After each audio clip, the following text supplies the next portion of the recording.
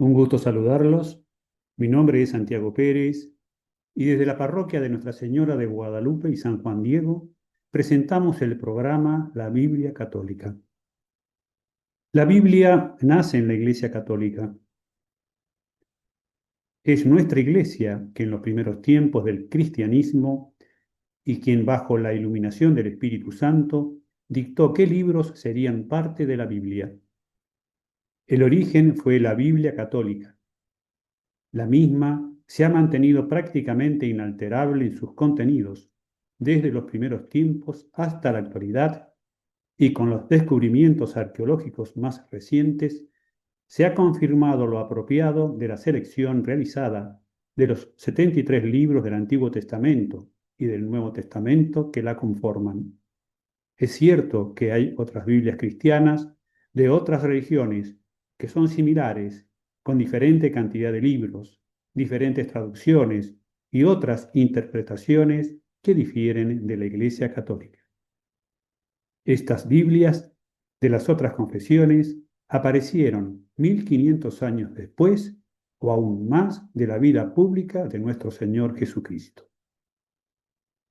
Como ha sido habitual en anteriores programas, usaremos como guía y organización de las ideas una serie de preguntas que presentarán diversos aspectos y perspectivas de la temática.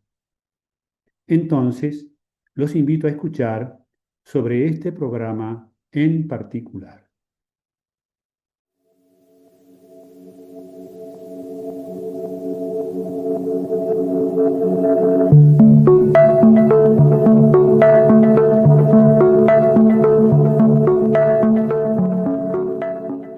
Comenzamos el programa La Biblia Católica. Y lo hacemos entonces utilizando una serie de preguntas que nos permitirá avanzar sobre el tema. En la pregunta número 1, ¿a qué llamamos Biblia en el catolicismo? En la pregunta número 2, ¿cuál es el origen de la Biblia católica tal cual la conocemos? En la pregunta número 3, ¿cómo está organizada la Biblia católica? En la pregunta número 4, ¿por qué es famosa la Biblia católica conocida como Biblia de Gutenberg? Y en la pregunta número 5, ¿cuánto se conserva de los primeros evangelios escritos a mano? En la pregunta número 1, ¿a qué llamamos Biblia en el catolicismo?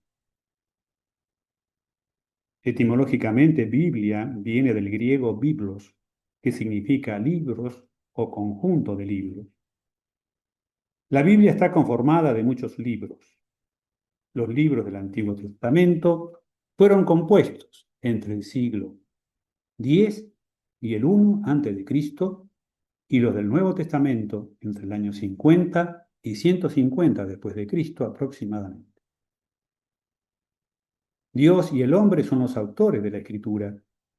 Dios inundó espiritualmente a algunos hombres predilectos de la comunidad que como autores pusieron todas sus capacidades para la composición de los libros bíblicos. La tradición apostólica hizo discernir a la Iglesia qué escritos constituyen la lista de los libros santos. Esta lista integral es llamada canon de las Escrituras. La palabra canon viene de la palabra griego canon con K, que significa medida o regla.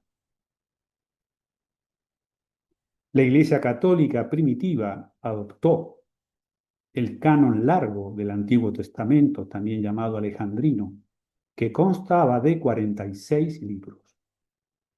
Y hacia fines del siglo II, la colección del Nuevo Testamento era casi la misma en todas las iglesias del Oriente y Occidente, con 27 libros.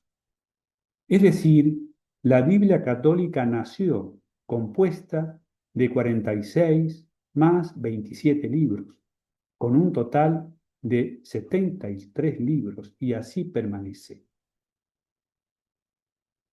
Nacimos entonces, los cristianos católicos, desde las catacumbas, con 73 libros, aunque luego fueron confirmados por la propia Iglesia. Quiere decir entonces que desde los orígenes y hasta ahora, 2000 años después, estos cánones se han mantenido prácticamente estables en la cantidad de libros, en las traducciones e interpretaciones hasta la actualidad. Los católicos leemos el Antiguo Testamento del canon largo bajo la luz del Nuevo Testamento. En la pregunta número 2, ¿cuál es el origen de la Biblia católica tal cual la conocemos? Con un poco más de detalle, podemos decir que para los judíos el Antiguo Testamento se llama Tanaj o Tanakh, un acrónimo de sus tres secciones: la Torá o ley, el Neblín de los profetas, el Ketubín de los escritos. El Tanaj está compuesto por 24 libros, pero en la tradición cristiana estos se dividen de forma diferente. Los judíos consideraban que existían dos cánones de los libros santos en la época de Jesús: el canon breve o palestinense y el canon largo o alejandrino. El Antiguo Testamento en hebreo o canon breve está formado por 39 libros. El Antiguo Testamento en griego, considerado en ese momento universal, o canon largo, está formado por 46 libros. La versión griega de la Biblia, conocida como de los 70, cuenta con 7 libros más, que son Tobías, Judith, Baruch, Eclesiástico, el primero y el segundo de Macabeos y Sabiduría, además de algunas secciones griegas de Esther y Daniel. Los 7 libros más las secciones de Esther y Daniel son conocidos frecuentemente, aunque se aclara la expresión no es necesariamente la más adecuada, como deuterocanónicos. Deuterocanónicos significa del segundo canon, porque entraron en el canon bíblico en segundo lugar o en segundo término, no desde el principio, pero ya en los tiempos primitivos de la Iglesia y su Biblia tenían estos 73 libros, es decir, en los primeros siglos de su existencia. Los judíos en Alejandría tenían un concepto más amplio de la inspiración bíblica. Estaban convencidos de que Dios no dejaba de comunicarse con su pueblo aún fuera de la Tierra Santa, sino en cualquier lugar donde estuvieran, y de que lo hacía iluminando a sus hijos en las nuevas circunstancias en que se encontraban.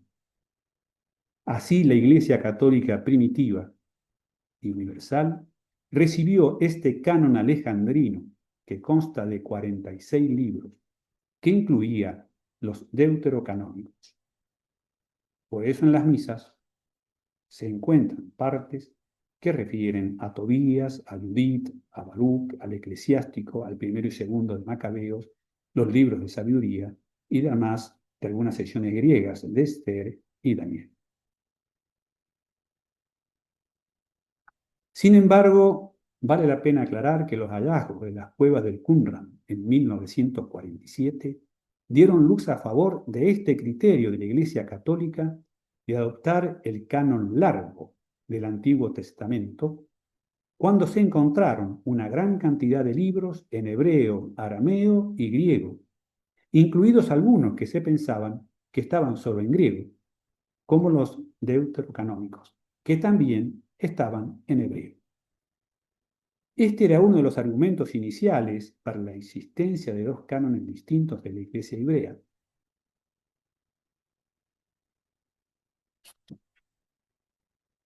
Respecto al Nuevo Testamento, se puede referir que en los primeros orígenes de la Iglesia, la regla de fe se encontraba en la enseñanza oral de los apóstoles y de los primeros evangelizadores. En el siglo III comenzaron las dudas sobre la inclusión de los así llamados deuterocanónicos, lógicamente desconociendo lo que se descubriría en las cuevas de Qumran casi 17 siglos después, como se acaba de mencionar. La causa fueron las discusiones con los judíos del canon hebreo palestinense, dado que los cristianos utilizaban los libros deuterocanónicos del canon hebreo alejandrino, considerando que la Iglesia era una iglesia universal. A partir del año 382, diferentes concilios, primero regionales y luego ecuménicos, fueron precisando de manera formal y sin ninguna duda la lista de los libros canónicos. Este trabajo referido entonces a la actividad de la propia Iglesia Católica. Fue en el Concilio de Roma del año 382 cuando la Iglesia Católica junto al Papa Dámaso I instituyó formalmente lo que ya se venía haciendo en la práctica, el canon bíblico de 73 libros, seguido por los concilios de Hipona del 393, el tercero de Cartago del 397, el cuarto de Cartago de 419, el de Florencia de 1442 y finalmente declarado como dogma en el Concilio del Trento de 1546. Efectivamente, en este concilio se definió formalmente la lista actual de los libros bíblicos, incluyendo los deuterocanónicos, como artículo de fe. En la práctica, significó confirmar el canon bíblico de Roma del año 382 de 73 libros y los libros que se usaban en las catacumbas para el desarrollo de las misas. El Concilio de Trento de 1546 fue la definición final y dogmática, respondiendo así de manera concreta a la reforma protestante que tenía otro listado de libros, respondía a otras interpretaciones y por lo tanto entonces el Papa emitió un decreto que declaraba la lista actual como inspirada y canónica bajo anatema para quien la negara.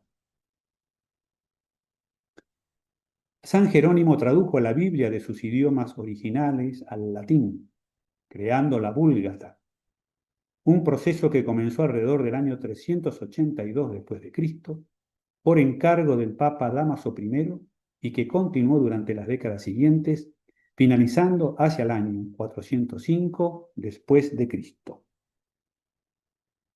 Stephen Langton, arzobispo de Canterbury, introdujo la división moderna de la Biblia en capítulos hacia el año 1227, basándose en la Vulgata latina, para facilitar su estudio y referencia, siendo esta división adoptada universalmente en las Biblias posteriores. Por otro lado, el Antiguo Testamento hebreo fue dividido en versículos por un rabino judío llamado Natán en el año 1448 después de Cristo. Robert Etienne, también conocido como Estéfano, fue el primero en dividir el Nuevo Testamento en versículos con numeración estándar en el año 1555. Estéfano usó básicamente las divisiones de los versículos de Natán para el Antiguo Testamento. Desde entonces, las divisiones de capítulos y versículos que conocemos, que Estéfano usó, han sido aceptadas en casi todas las versiones de las Biblias. José Miguel Petisco, de Salamanca, en 1724 al 1800, fue un jesuita y helenista español, uno de los primeros católicos en traducir la Biblia entera al español. Se estima entonces que a lo largo de los siglos se han producido entre 5 y 7 mil millones de copias de la Biblia en todas sus variedades, la mayoría en las últimas décadas. Es el libro más distribuido y vendido de la historia, siendo frecuentemente reconocido como el libro más influyente de todos los tiempos. Se atribuye el gran éxito de su distribución en los últimos tiempos a la imprenta, habiendo sido el primer libro realizado por medio de la impresión con tipos móviles, la conocida Biblia de Gutenberg. Lo que veremos en una pregunta por separado. En mayo de 2000 se afirmó que la Biblia ha hecho más para dar forma a la literatura, la cultura y el entretenimiento que ningún otro libro que se haya escrito. Su influencia en la historia mundial no tiene equiparable y no tiene síntomas de estar menguando. Cada año se venden unos 100 millones de ejemplares de la Biblia. En la pregunta número 3, ¿cómo está organizada la Biblia católica? Como se observa, la primera organización es separar los libros del Antiguo Testamento de los libros del Nuevo Testamento. Aquí se observa entonces el listado de los libros referidos inicialmente. Los libros del Antiguo Testamento se separan a su vez en el Pentateuco, los libros históricos, los libros proféticos y los libros proféticos y sapienciales, y los libros del Nuevo Testamento en los evangelios y las cartas, y finalmente el libro del Apocalipsis. El Antiguo Testamento comienza con un conjunto de 5 libros, a los cuales los traductores griegos dieron el nombre de Pentateuco. Penta de 5 y teuco de instrumentos, de donde proviene luego la expresión que estamos refiriendo. Son los libros del Génesis, Éxodo, Levítico, Números y Deuteronomio. Posteriormente están los libros históricos, también llamados por sus autores con otros términos, que son el libro de Josué, Jueces, Ruth, el primero de Samuel, el segundo de Samuel, el primero de Reyes, el segundo de Reyes, el primero de Crónica, el segundo de Crónicas, el libro de Esdras, el de Nehemías, Tobías, Judith, Esther, el primero de Macabeos y el segundo de Macabeos. Entre los libros, entonces, encontramos también los libros proféticos: Isaías, Jeremías, Baruch, Ezequiel, Daniel, Oseas, Joel, Amós, Abdías, Jonás, Miqueas, Nahum, Habacuc, Sofonías, Ageo, Zacarías, Malaquías. Y los libros proféticos y sapiensales, en que están entonces los salmos, el Cantar de los Cantares, las Lamentaciones, el libro de Job, Proverbios, Eclesiastés, Sabiduría y Eclesiástico. Y en los libros correspondientes entonces al Nuevo Testamento, encontramos los libros evangélicos: el de Mateo, el de Marcos, el de Lucas y el de Juan. También encontramos el libro de Hechos de los Apóstoles y las cartas. Las cartas a los romanos, el primero de Corintios, el segundo de Corintios, Gálatas, Efesios, Filipenses, Colonenses, el primero de Tesalonicenses, el segundo de Tesalonicenses, el primero de Timoteo, el segundo de Timoteo, y el libro de Tito, Filemón, Hebreos, Santiago, el primero de Pedro, el segundo de Pedro, el primero de Juan, el segundo de Juan, el tercero de Juan, el de Judas y finalmente el libro del Apocalipsis.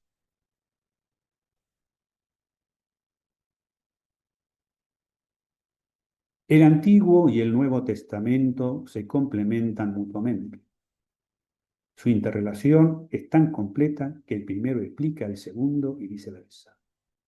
Solo a la luz del Antiguo Testamento se alcanza a comprender el primero, y solo a la luz del Nuevo Testamento nos damos cuenta de lo que el Antiguo Testamento quise decir.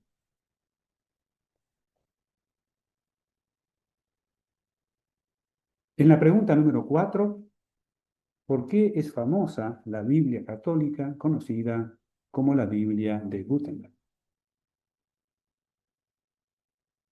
Johannes Gutenberg creó una revolución hace casi 600 años. Johannes Gutenberg, que vivió entre los años 1400 y 1468, era católico. Era un cristiano devoto y su principal trabajo inicial fue la impresión de la Santa Biblia Católica. Él evidencia su fe, porque fue su primer gran proyecto. El primer libro que imprimió fue la Biblia, mostrando su enfoque en textos religiosos. Además, Planteó la publicación de indulgencias. También imprimió indulgencias que eran textos emitidos por la Iglesia Católica. Su entierro fue católico, fue enterrado en una iglesia de Maguncia, en una orden franciscana, según registros eclesiásticos.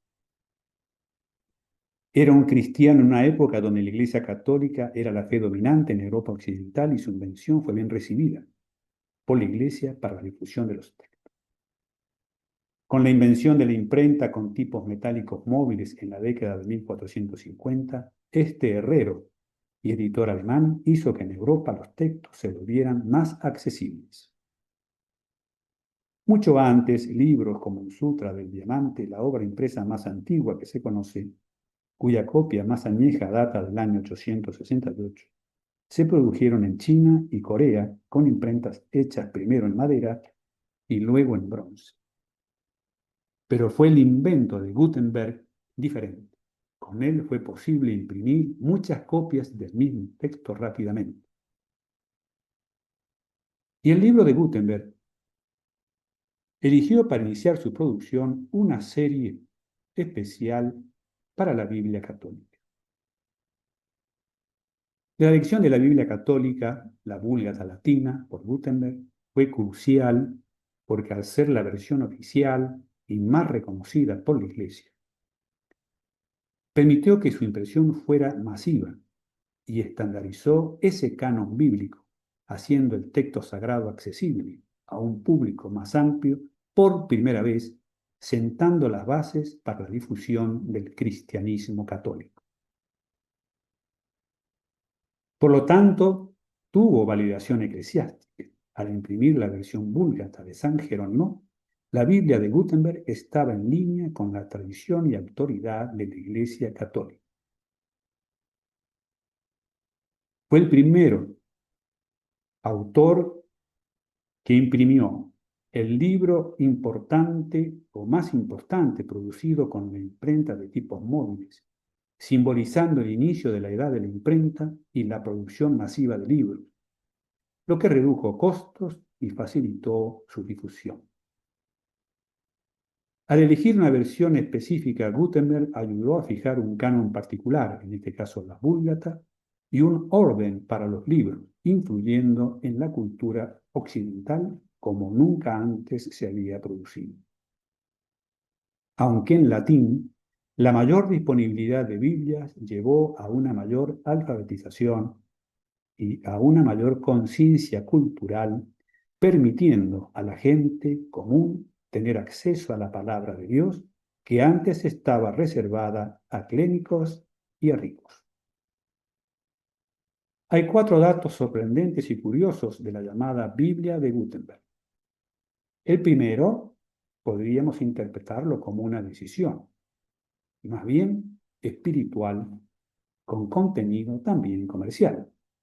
La elección de Gutenberg de imprimir la Biblia católica no fue una decisión obvia, ya que el libro religioso completo no era central y común en la vida diaria de la Iglesia del siglo XV.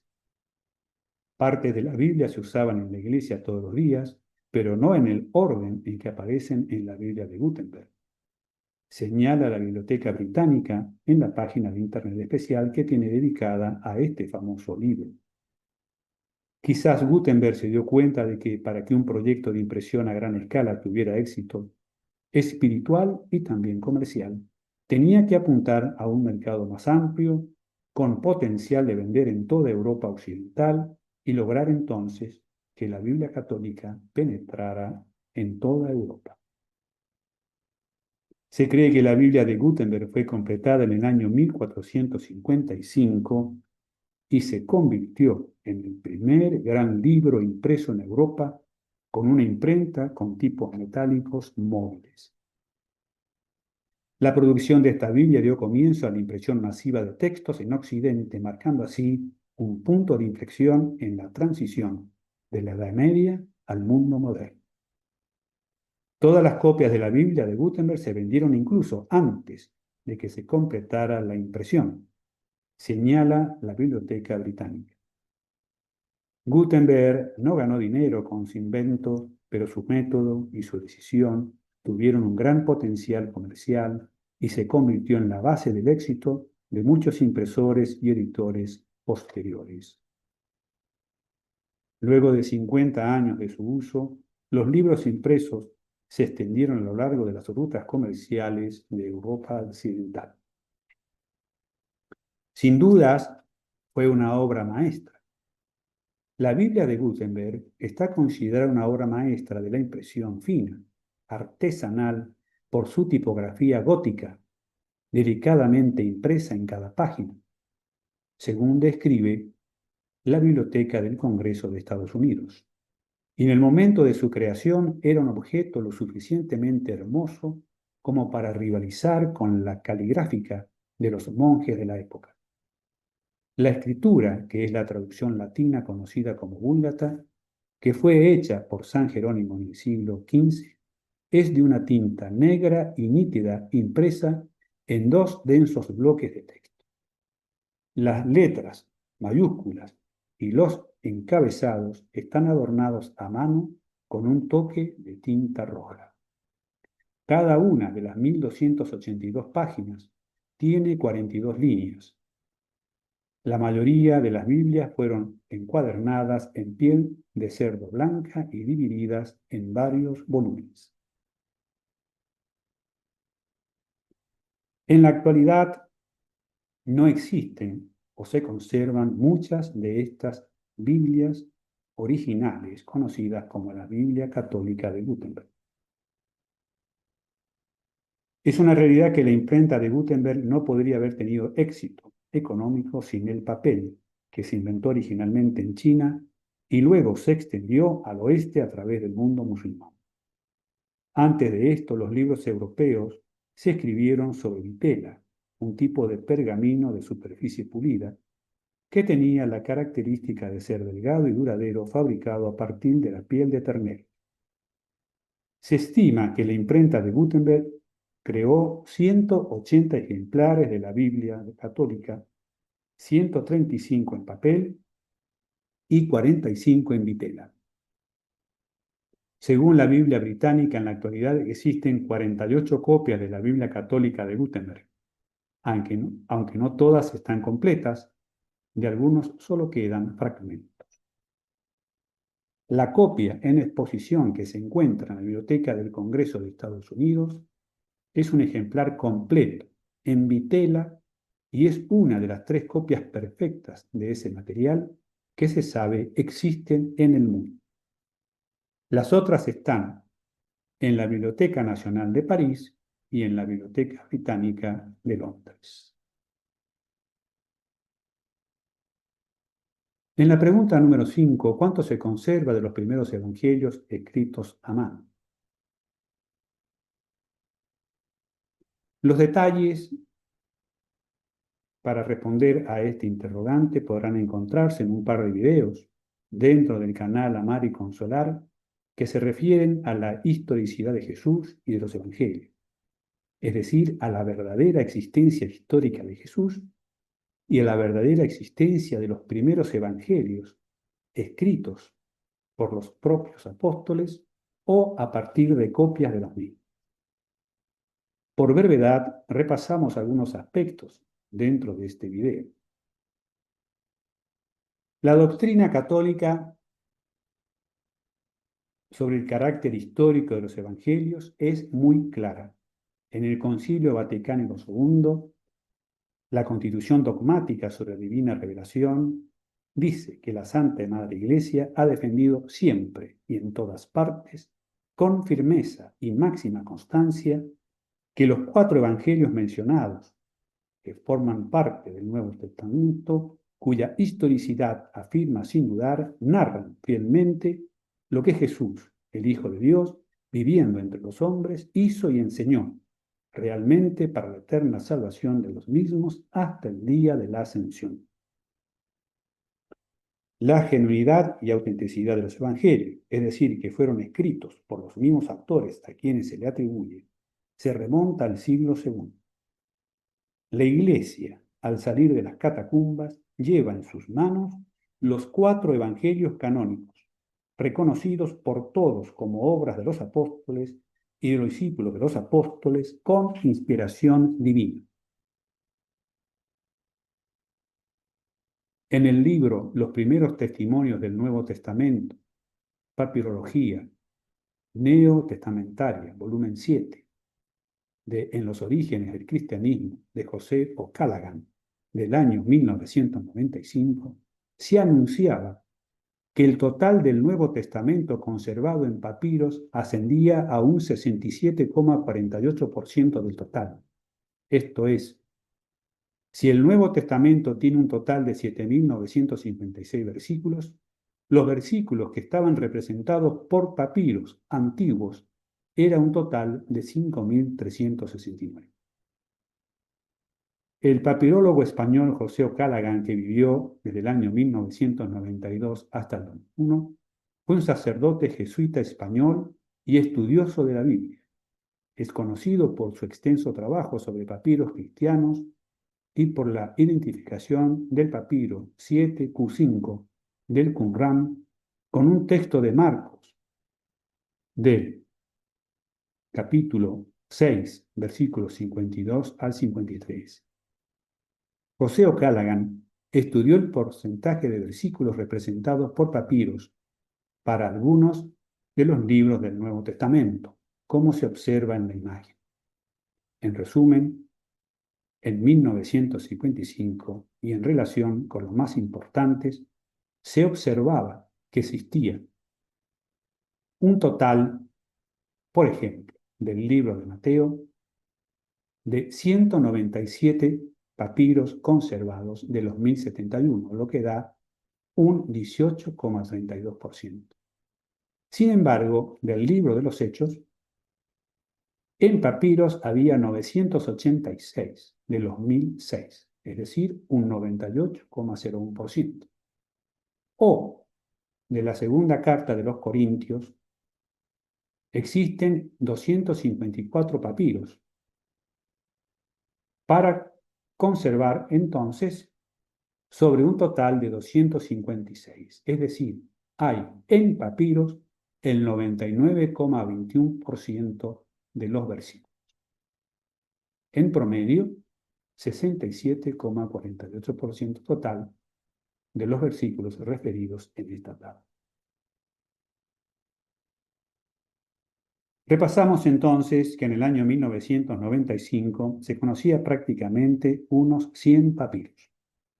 A la fecha, se estima que se conocen unos 140 papiros, por lo que el porcentaje del Nuevo Testamento en papiros es mayor que este 67,48%, que indicaba José O'Callaghan en 1995. Estos documentos son fundamentales para la crítica textual bíblica, mostrando el texto de Evangelio de San Juan, siglos antes de los códices más conocidos, como el Sinaítico o el del Vaticano. Y un tesoro arqueológico que nos conecta directamente con las prácticas de lectura y copia de los primeros cristianos, y el esmero de la iglesia primitiva de mantener estrictamente la palabra de Dios, tal como fue escrita por los evangelistas y tal cual ha llegado a la Biblia católica que conocemos. De tal forma que los versículos de los distintos capítulos que forman parte del Evangelio están conservados en papiros aproximadamente en el 85% de la Biblia tal cual la conocemos. De tal forma que no hay dudas que la Biblia que usamos hoy en la actualidad está respaldada concretamente con documentos que provienen del siglo I y el siglo II de nuestra Iglesia Católica y respaldadas en el orden entonces, como decíamos, del 85% de la Biblia actual. Solo al efecto ilustrativo. Mencionamos el papiro P52 y el códice P66. Como se mencionó previamente, hay un par de videos sobre la historicidad de Jesús y de los evangelios con más detalles. El papiro P52, también llamado el fragmento de San Juan, es el trozo de manuscrito escrito en papiro más antiguo y reconocido, del Nuevo Testamento hasta el momento, sin incluir el papiro 7Q5, que sería aún más antiguo, del año 50. Y está conservado en la biblioteca John Rylands en Manchester, Reino Unido. Fue descubierto en 1920 por Bernard Grenfell en el desierto de Egipto Medio. Contiene un texto griego del Evangelio de Juan, capítulo 18, versículos 31 al 33, y capítulo 18, versículos 37 al 38, supuestamente escrito hacia el año 100-125. Está generalmente aceptado como el extracto más antiguo de un evangelio canónico, convirtiéndose en el primer documento que cronológicamente concierne a la figura de Jesús de Nazaret. La parte delantera del pergamino, el anverso, contiene versículos en griego del Evangelio de Juan, lo mismo que la parte de atrás o reverso. El P66 es uno de los papiros más antiguos que existen. Es el manuscrito, descubierto en 1952 en Jabal Abu Mana, cerca de Dishna, en Egipto, entre papiros que contenían más de 2000 páginas de texto. El P66 incluye la totalidad del Evangelio de Juan.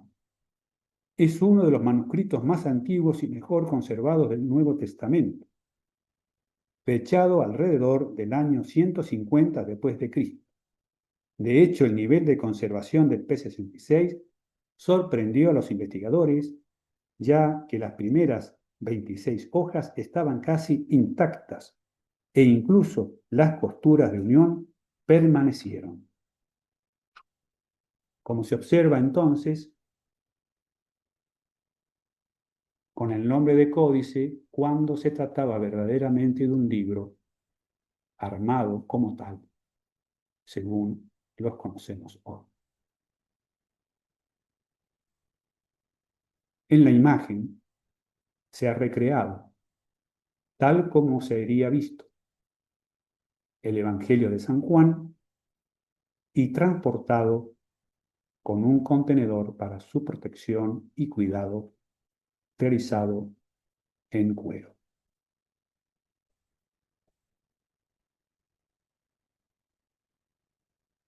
Con estas palabras, hemos terminado el programa La Biblia Católica.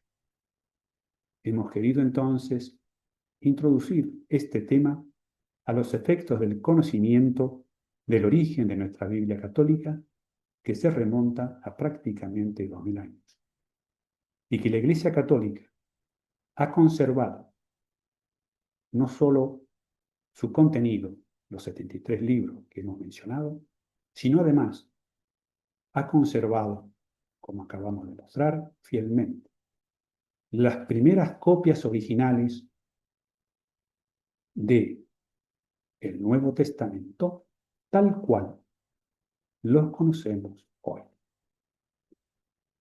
Ninguna Biblia puede referirse en los términos que acabo de decir para justificar el origen y sus contenidos hasta la actualidad, luego de 2000 años. Esperando que haya sido de vuestro agrado, los saludo a ustedes muy atentamente.